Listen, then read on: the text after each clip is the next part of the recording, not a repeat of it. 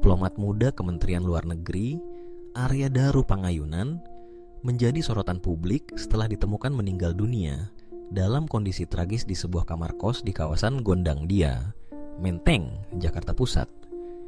Peristiwa ini terjadi pada Selasa pagi, 8 Juli 2025, ketika penjaga kos menemukan Arya tak bernyawa dengan wajah tertutup plastik dan terlilit lakban warna kuning. Kematian Arya menimbulkan banyak pertanyaan dan spekulasi. Namun Polda Metro Jaya telah memaparkan kronologi lengkap kasus ini berdasarkan hasil penyelidikan dan pemeriksaan forensik.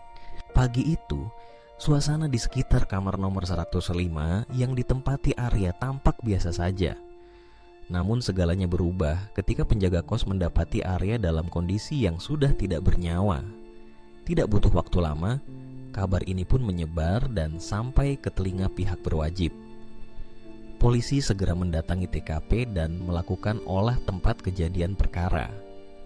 Penemuan jasad Arya dengan kondisi tak biasa membuat kasus ini langsung menjadi perhatian. Apalagi Arya diketahui sebagai diplomat muda yang aktif di Kementerian Luar Negeri. Untuk menelusuri penyebab kematian Arya, polisi menyusun kronologi lengkap berdasarkan rekaman CCTV, keterangan saksi, serta hasil olah TKP.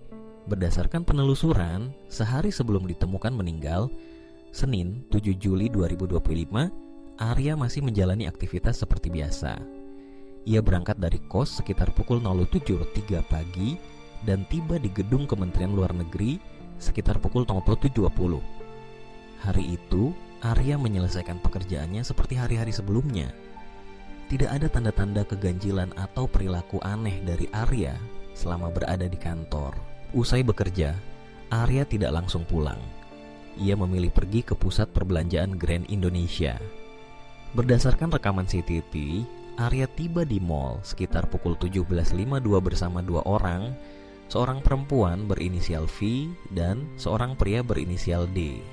Mereka bertiga menghabiskan waktu cukup lama di mall tersebut. Aktivitas Arya di pusat perbelanjaan terekam jelas, mulai dari berkeliling, berbelanja, hingga akhirnya mengantre taksi pada pukul 21.18 malam. Disinilah kronologi menjadi menarik. Awalnya, Arya naik taksi dengan tujuan bandara. Namun hanya sekitar 5 menit perjalanan, ia meminta sopir mengubah tujuan ke gedung Kementerian Luar Negeri. Arya pun tiba di gedung Kemlu sekitar pukul 21.39 dan naik ke lantai 12, area rooftop gedung tersebut. Ia membawa tas gendong dan tas belanjaan dari mall. Berdasarkan rekaman CCTV, Arya berada di rooftop selama sekitar 1 jam 26 menit. Selama di sana, ia sempat 2 kali mencoba memanjat pagar di sudut rooftop. Percobaan pertama dilakukan di sisi kiri, di mana Arya hanya mampu sampai setinggi ketiak. Percobaan kedua dilakukan di sisi lain. Kali ini Arya berhasil hampir mencapai atas pusar. Semua aktivitas Arya terekam lengkap oleh CCTV gedung. Sekitar pukul 23.09, Arya turun dari lantai 12. Menariknya, tas gendong dan tas belanjaan yang dibawa sebelumnya tidak ikut dibawa turun. Arya kemudian terekam CCTV keluar dari gedung Kemlu pada pukul 23.12 malam dan kembali ke kos sekitar pukul 23.23. Setelah kembali ke kamar, Arya sempat membuang sampah. Setelah itu, aktivitas Arya tidak diketahui secara pasti hingga pagi harinya ia ditemukan dalam kondisi meninggal dunia. Kehebohan pun terjadi setelah jasad Arya ditemukan. Polisi segera mengamankan lokasi dan melakukan serangkaian pemeriksaan. Jenazah Arya dibawa ke RSCM untuk dilakukan visum dan autopsi. Proses autopsi baru dilakukan pada sore hari, setelah keluarga Arya datang dan memberikan persetujuan. Di sisi lain, polisi juga mengumpulkan 103 barang bukti dari berbagai lokasi, termasuk dari kos, kantor, dan pihak keluarga. Selain itu, 26 saksi dipanggil untuk diperiksa, meski hanya 24 orang yang hadir dan memberikan keterangan.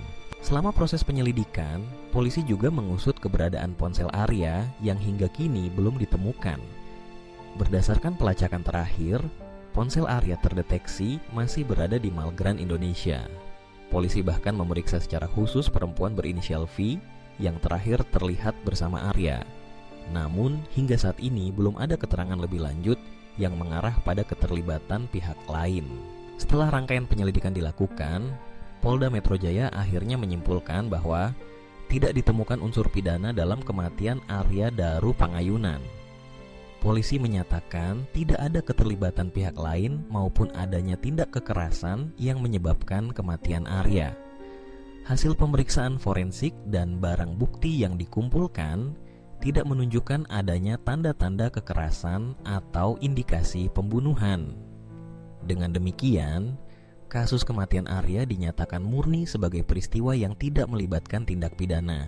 Keputusan polisi ini tentu saja menimbulkan pro dan kontra di tengah masyarakat. Sebagian besar publik mempertanyakan bagaimana seorang diplomat muda bisa ditemukan meninggal dalam kondisi wajah tertutup plastik dan terlilit lakban tanpa ada unsur pidana. Namun, berdasarkan analisis forensik, kondisi tersebut dapat terjadi akibat tindakan yang dilakukan sendiri oleh korban. Polisi pun menegaskan bahwa semua bukti sudah diperiksa secara menyeluruh, termasuk jejak digital, CCTV, dan keterangan para saksi. Kematian Arya menjadi pukulan berat, terutama bagi keluarga dan rekan-rekannya di Kementerian Luar Negeri. Pihak keluarga menyampaikan harapan agar kebenaran atas kasus ini benar-benar terungkap dengan terang. Meski polisi telah menutup penyelidikan dan menyatakan tidak ada unsur pidana. Tragedi ini juga menjadi pengingat bagi kita semua akan pentingnya menjaga kesehatan mental dan saling memperhatikan satu sama lain, terutama di lingkungan kerja yang penuh tekanan. Kasus ini juga menyoroti pentingnya peran teknologi dalam membantu proses penyelidikan. Rekaman CCTV, pelacakan ponsel, serta barang bukti digital menjadi kunci utama dalam merangkai kronologi kejadian. Tanpa dukungan teknologi, banyak detail penting yang mungkin terlewatkan. Selain itu, keterbukaan informasi dan kolaborasi antara pihak kepolisian, rumah sakit, dan keluarga korban sangat menentukan dalam mengungkap kebenaran di balik kasus-kasus misterius seperti ini. Kisah Arya Daru Pangayunan adalah contoh nyata bagaimana sebuah peristiwa tragis dapat terjadi secara tiba-tiba, bahkan pada sosok yang dikenal aktif dan berprestasi. Meski semua proses penyelidikan telah dilakukan secara transparan dan menyeluruh, tetap ada pelajaran penting yang bisa diambil. Kita semua diingatkan untuk lebih peka dan peduli terhadap kondisi orang-orang di sekitar kita. Jangan ragu untuk mencari bantuan atau konsultasi jika mengalami tekanan atau kesulitan, karena setiap nyawa sangat berharga. Demikian kronologi lengkap kematian diplomat muda Arya Daru Pangayunan, versi pihak kepolisian. Semoga peristiwa ini menjadi bahan refleksi bagi kita semua dan tidak terulang di masa mendatang.